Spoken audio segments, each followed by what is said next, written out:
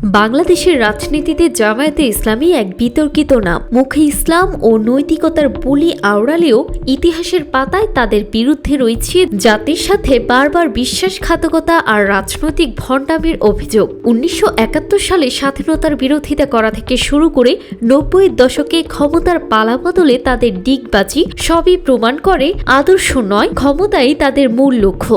জামায়াতের রাজনীতির সবচেয়ে কালো অধ্যায় ১৯৭১ সাল। যখন পুরো জাতি স্বাধীনতার জন্য লড়ছে, তখন ধর্মের দোহাই দিয়ে জামায়াত দাঁড়িয়েছিল পাকিস্তানি হানাদারের পক্ষে।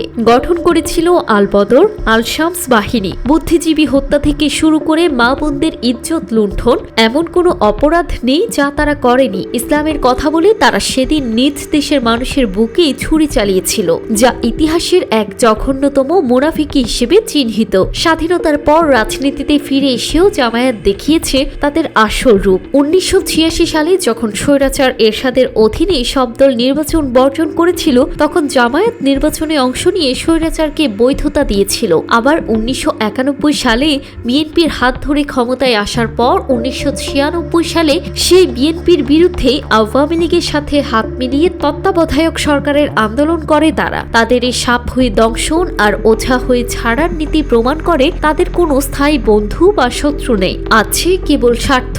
সাম্প্রতিক জুলাই অভ্যুত্থানের পর জামায়াত নিজেদের মজলুম হিসেবে উপস্থাপন করলেও রাজনৈতিক বিশ্লেষকরা বলছেন ভিন্ন কথা। বিএনপির সাথে জোট বেঁধে দীর্ঘ সময় পার করলেও এখন তারা নিজস্ব এজেন্ডা বাস্তবায়নে ব্যস্ত।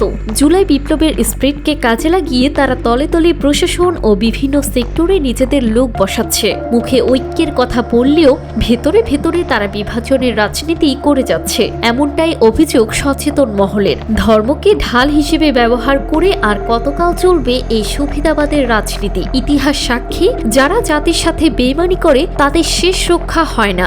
জামায়াতের এই দ্বিমুখী চরিত্র আজ জনগণের সামনে স্পষ্ট। জান্নাতুল তাহসিন, ডেস্ক রিপোর্ট, সকালবেলা।